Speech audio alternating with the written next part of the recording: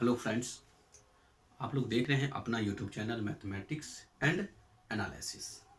आज हम लोग कवर करने वाले हैं जनरल कंपटीशन से रिलेटेड।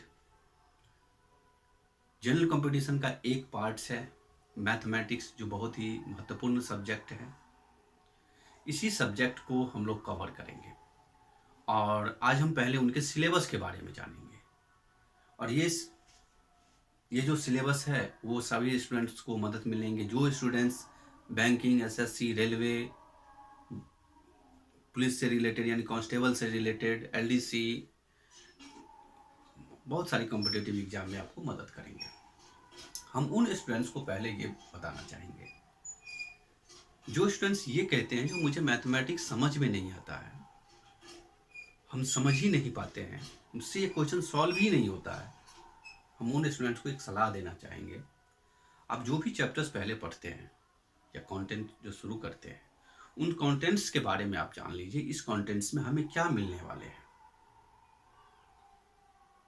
और इसमें हम किस चीज़ से रिलेटेड स्टडी करने वाले हैं। क्योंकि अगर आप ये पहले नहीं जानेंगे या आपको इस चैप्टर्स में, इस कंटेंट में आपको क्या मिलने वाले हैं, तो फिजिकली और मेंटली तौर पे आप तैयार नहीं हो सकते हैं। यानी ऐसे समझ लीजिए ना, किसी भी व्यक्ति को अगर हम क्रिकेट के मैदान पे ला के रख देंगे तो वो सेंचुरी तो नहीं लगा सकता है, डेक्ट आउट होगा। तो ठीक उसी प्रकार से पहले तो उस चैप्टर से, उस कंटेंट के बारे में आपके पास जानकारी होना चाहिए। जो चैप्टर्स को आप लोग स्टडी करते हैं उस पर मेहनत कीजिए, फिर आप अपने एक्सरसाइज पे चलिए, उसके ऊपर मेहनत करिएगा और अच्छा ही रिजल्ट देखने के लिए आपको मिलेगा। तो चलिए, आज जो हम विषय सूची लेकर के आए हैं उसमें हम प्रत्येक कंटेंट को बारीकी से समझेंगे। किस कंटेंट में हमें किससे रिलेटेड क्वेश्चंस पूछे जाएंगे और किस प्रकार के क्वेश्चंस हमसे उसमें देखने के लिए हमको मिलने वाला है। तो पहला चैप्टर जो मेरा है यहाँ पर वो है संख्या पद्धति। तो संख्या से तो साफ स्पष्ट हो जाता है ना, नंबर देखने के लिए मिलेगा, नंबर से रिलेटेड क्वेश्चन, यानी 2+2 यानी जोड़ घटा गुना, यानी इसी से का यहाँ पर वर्क रहेगा। कोई एक नंबर का सीरीज दे दिया गया है, उसको कहा जाएगा, कोई प्लस माइनस में है, कोई उसको जोड़ घटाओ भाग में है, गुना में है। इस सब टाइप से क्वेश्चंस आपको इसमें मिलेंगे। सेकंड नंबर मेरा है लसम मसम, मतलब लसम मसम, लघुत्तम समापवर्तक तथा महत्तम समापवर्तक, जिसको हम लोग एलसीएम और एचसीएफ भी बोलते हैं। और ये चीज आप लोग बहुत ही छोटे जब होंगे, यानी 4-5 में ही होंगे, तो स्टडी किए होइएगा और ये उसी टाइम का ये आपके पास ये चैप्टर्स है। ये चीज भी आप लोगों को परेशान कर देते हैं। फिर दूसरे नंबर में आता है आपके पास दशमलव वाला क्वेश्चन, डेसिमल से रिलेटेड को, यानी दशमलव क्या कहते हैं भैया, दशमलव में इसको निकाल के दिखाइए। तो अब जिस चीज को आप दशमलव में निकालते हैं, दशमलव में इसको निकाल लिए, तो इसको हमें क्या कहते हैं, फ्रैक्शन में लेके नहीं जा सकते हैं। इसे इजेक्ट वैल्यू, इसको हमें ये निकालना है और इसे, इसी दोनों से टाइप से रिलेटेड आपसे क्वेश्चन पूछे जाएंगे। उसके बाद आपको आ जाता है क्या, सरलीकरण। ये थोड़ा सा डिफिकल्ट बनता है, ऐसा नहीं जो डिफिकल्ट है, डिफिकल्ट बनता है। तो वो किस लिए, क्योंकि इस चैप्टर्स में आपको सभी चीज देखने के लिए मिल जाएंगे। एक बड़ा सा नंबर का सीरीज, मतलब ऊपर से नीचे वाला है। सिंप्लीफिकेशन ऐसे समझ लो, दिखा देते हैं क्वेश्चंस लिख करके। मान लो 25 प्लस क्रॉस 20, फिर यहाँ पर दे दिया 20 क्रॉस 25 आप प्लस 36। इसको क्या करना है, ये क्या दिख रहा है, तो कहता भैया पहले इसको आप मल्टीप्लाइड करो, फिर ऐड करो, फिर मल्टीप्लाइड करो, फिर ऐड करो, इसको जोड़ के जो रिजल्ट मिला। तो अब इसको ज्यादा से और घुमाने के लिए कोई इसके बट्टा में आ जाएगा, क्वेश्चन नीचे में आ जाएगा, उसको भी करना है। तो इस सब टाइप के रिलेटेड क्वेश्चन हमको सिंप्लीफिकेशन में देखने के लिए मिल सकता है, यानी अलजेब्रा का ही यूज होगा। ये क्वेश्चंस इसमें सिंप्लीफिकेशन में जैसा दिखेगा आपको काम वैसा ही करना है, यानी इसके लिए लॉजिक एक ही है, जैसा दिखे वैसा काम करो। उसके बाद आता है वर्गमूल घनमूल। तो वर्गमूल घनमूल, इसका सिंपल सा लॉजिक है, आपका जो भी वर्ग है पहले तो कोशिश करिए 1 to 50 का स्क्वायर आपको याद होना चाहिए, 1 to 50 का घन याद होना चाहिए, दोनों का घन घन मूल वर्ग और मूल, वर्गमूल और घनमूल का क्वेश्चन कोई ऐसा डिफिकल्ट नहीं है। यानी आप क्लास 8 में चले जाइए, 8-7 में ही शायद है हमारे ख्याल से, जो वर्ग, अगर 1 का वर्ग निकालने के लिए अगर उस जगह के स्टूडेंट को बोलिएगा, उस लेवल में जो भी है उस स्टूडेंट को पूछिएगा तो सीधे कहेगा भैया 1 होता है, 2 का कोई स्क्वायर 2 होता है, 2 का स्क्वायर 4 होता है, 3 का 9 हो जाएगा, और 169 का उससे पूछ लीजिएगा तो तुरंत बता देगा आपको, तो 30 होता है। अब यही चीज वहाँ वाले स्टूडेंट को पूछते हैं तो हमें जुबानी मिल जाता है, जब हम लोग यहाँ पे आते हैं थोड़ा सा मतलब आगे बढ़ गए तो यही चीज़ मतलब हमको अब यहाँ पे परेशानी हो रहा है, तो ऐसा भी नहीं होना चाहिए। घनमूल भी वही है, यहाँ पर जैसे कि रूट में जो आपको यहाँ पर 3 दिख गया और यहाँ पर हम लिख ले, कितना लिख ले, 64 ले लेते हैं, इसको कह रहा है डिफाइन करिए, तो भैया ये तो 4 हो गया। अब यहाँ पर इसी को दिखेगा, ये दूसरे तरीका से दिखेगा 64 को, यानी इस सबसे टाइप की, यानी रूट वाला वर्गमूल से रिलेटेड क्वेश्चन होता है और घनमूल यानी इसी टाइप का होता है, यानी इसी से मिलता जुलता क्वेश्चन आपको देखने के लिए मिलेगा, ऐसा नहीं है जो यही दिखेगा, इससे रिलेटेड, इससे मिलता जुलता क्वेश्चन आपको देखने के लिए मिल जाएगा। आगे चलते हैं, औसत, एवरेज। तो क्रिकेट सभी को पसंदीदा गेम है, क्रिकेट बहुत ही ज्यादा इंडिया में पसंद किए जाते हैं। तो इसमें एवरेज, औसत, औसत क्या होता है? एवरेज यानी मान लीजिए एक प्लेयर एक मैच में 50 रन बनाया फर्स्ट मैच में, सेकेंड मैच में उन्होंने फिर 50 रन बनाया, थर्ड मैच में इन्होंने 30 बना लिया। अब तीनों को अगर हम ऐड करेंगे तो कितना होगा? 13 होगा, 130 होगा। अब इसका एवरेज निकालना है भैया, तो 1 2 3 है, 3 से भाग कर दीजिए, यानी औसतन एवरेज 3 से जो इसको भाग देंगे तो 4 कितना हो जाएगा? 43 के आसपास होता है, 43 से कुछ आगे होगा। तो यानी ये वो जो प्लेयर था, प्रत्येक मैच का एवरेज औसत इसका 43 के आसपास रहेगा। तो इसका मतलब ये हो गया जो औसत वाले टाइप के क्वेश्चंस में हमें सिर्फ उतना ही देखने के लिए मिलेगा जितना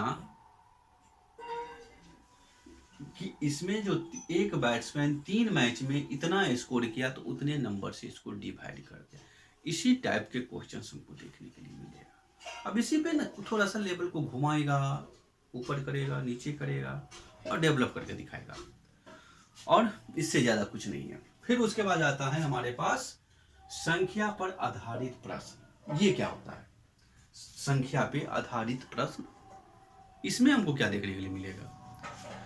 इस टाइप के कोई चैप्टर्स में क्या होगा भैया? इसमें कुछ नहीं, यानी कभी सुने होइएगा कोई नंबर है जिसमें इतना जोड़ने पर हमें ये पता होता है। मान लीजिए x में अगर हम x में हम 1/2 जोड़ेंगे तो हमें 3/4 प्राप्त होगा।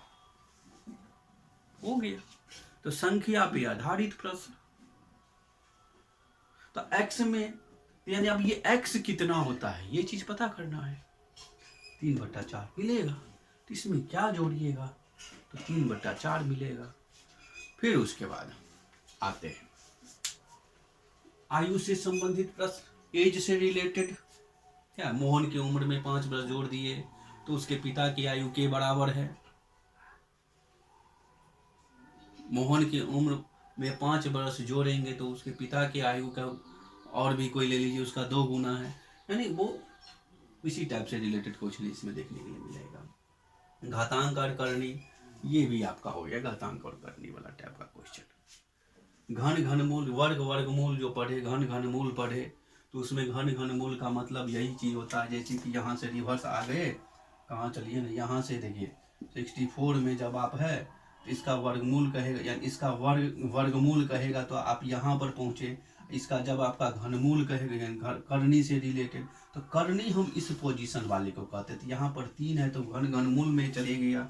अगर यहाँ पे जो लिखा हुआ रहता है ना उसको हम करनी कहते हैं, यानी 1/3, 1/2 में भी करनी ही होता है।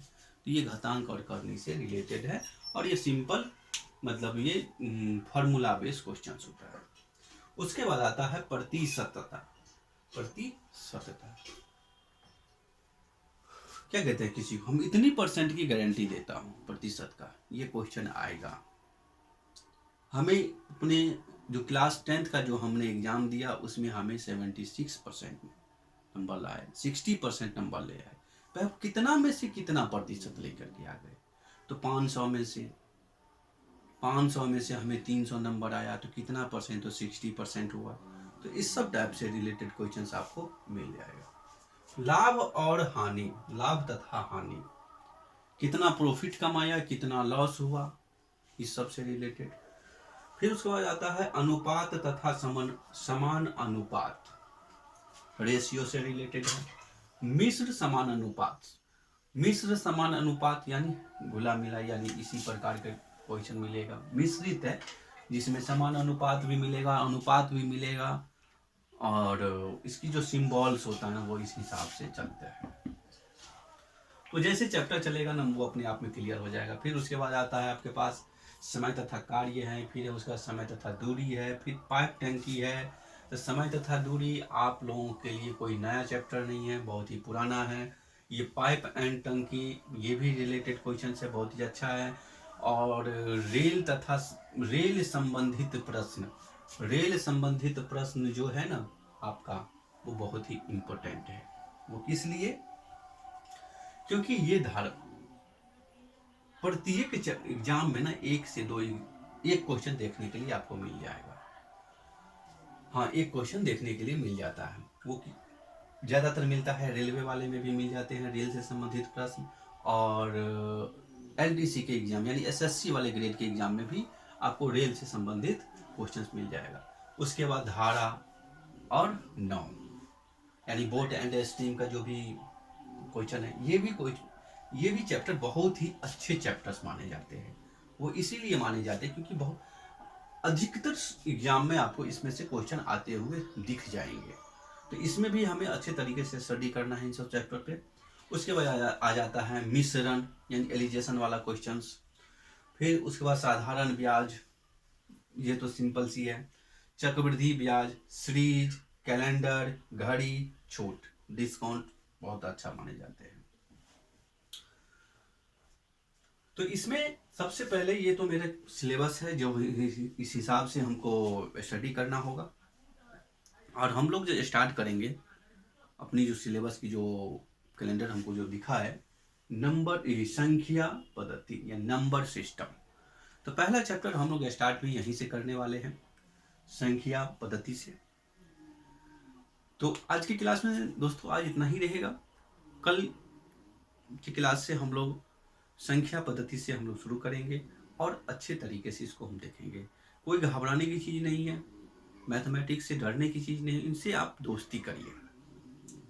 जितने आप इनके संपर्क में जाइएगा उतना ही आपको ये अच्छे रिजल्ट देंगे। और इससे ज़्यादा जानकारी के लिए आप हमारे टेलीग्राम चैनल से जुड़ सकते हैं, इंस्टाग्राम चैनल से जुड़ सकते हैं, और ट्विटर हैंडल से भी जुड़ सकते हैं। किसी भी प्रकार की और भी जानकारी चाहिए तो आप हमें कमेंट करके या तो फिर इंस्टाग्राम, ट्विटर और टेलीग्राम चैनल से आप जुड़ करके हमसे मदद ले सकते हैं। तो अच्छा लगा हो तो अपने दोस्तों को शेयर कीजिए, हमारे चैनल को भी सब्सक्राइब कीजिए। वीडियो बनाने में बहुत ही मेहनत लगता है दोस्तों, और आप ही लोगों के सपोर्ट से और भी ये क्लास अच्छे बनेंगे। इससे ज़्यादा हम और कुछ नहीं कहेंगे। तब तक के लिए हम लोगों को धन्यवाद देते हैं।